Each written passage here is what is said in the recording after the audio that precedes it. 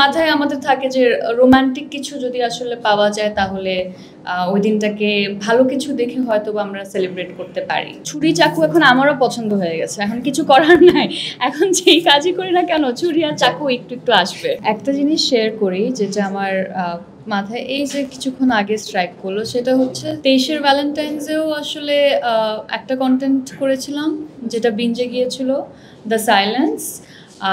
গত বছর করলাম আরারাত, নীলসুখ নিয়ে আবারও ভ্যালেন্টাইন্সের মৌসুমে আসছি বিঞ্জের সাথে। সো এটাকে এক ধরনের একটা হ্যাট্রিক বলা যায় নাকি? সো হ্যাঁ, এটা আর ভিকি ভাইয়ের সাথেও ভ্যালেন্টাইন্সের এই নিয়ে থার্ড টাইম ওটিটি প্রজেক্ট হচ্ছে। সো আমরা তো ভ্যালেন্টাইন্স ডেটাকে মাথায় রাখি একটা রোমান্টিক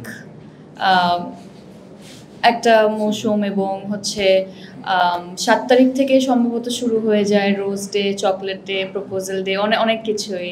তো মাথায় আমাদের থাকে যে রোমান্টিক কিছু যদি আসলে পাওয়া যায় তাহলে ওই দিনটাকে ভালো কিছু দেখে হয়তো আমরা সেলিব্রেট করতে পারি আমাদের ভালো লাগা বা ভালোবাসার মানুষ সহ।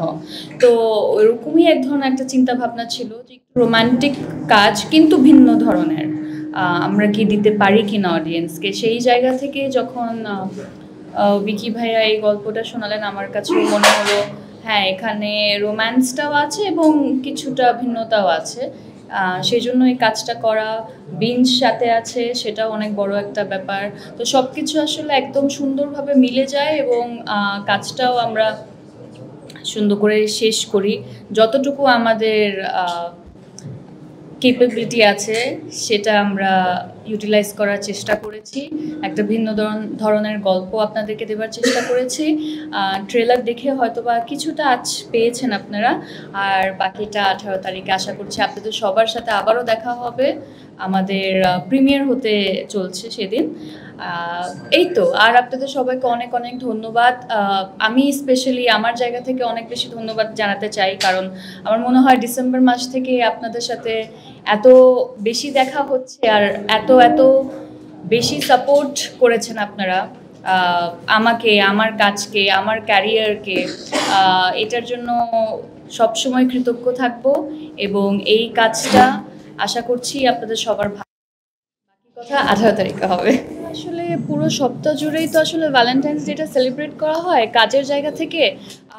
এটা আমি মনে করি হচ্ছে গিয়ে সবাইকে যদি একটু জায়গা করে দেয়, 14 তারিখে কিছু কাজ আসুক, 15তে আসুক, 16তে আসুক, 17তে আসুক, 18তে আসুক, তাহলে ইন্ডাস্ট্রিতে যারাই আছে, আমরা তো আমাদের ইন্ডাস্ট্রি তো খুবই ছোট, তো সবাই আসলে নিজের কাজটাকে সামনে নিয়ে আসার জন্য কিংবা বড় একটা দর্শকের কাছে যাতে নিয়ে আসতে পারে এবং ওই একটু সময় এবং সুযোগটাও যাতে পায়, সেটাও একটা বড় ব্যাপার। আসলে ওনার সাথে এখন পর্যন্ত অনেকগুলো কাজ হয়েছে, কয়টা কাজ হয়েছে আমার নিজেরও আসলে সেই কাউন্টটা নাই। তো ছুরি চাকু এখন আমারও পছন্দ হয়ে গেছে, এখন কিছু করার নাই, এখন যেই কাজই করি না কেন ছুরি আর চাকু একটু একটু আসবে।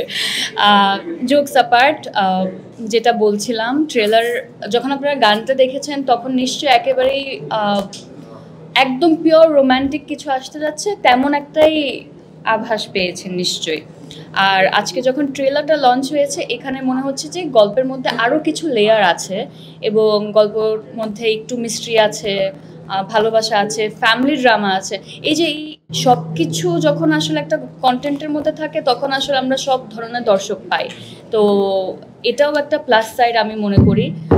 যারা একটু ভিন্ন কিছু দেখতে চায় তারাও আসলে কাজটা হয়তো বা পছন্দ করবেন। যারা রোম্যান্টিক পোর্শনটা একটু বেশি চান তাদের জন্যও আসলে এখানে রোম্যান্সটাও আছে এবং ফ্যামিলির যেই ডাইনামিক্সগুলো থাকে সেইগুলোও এখানে আছে। তো মোটামুটি বলা যায় আমরা একটা ওই যে বলে না প্যাকেজ, একটা প্যাকেজ নিয়ে আসার চেষ্টা করেছি আর কি।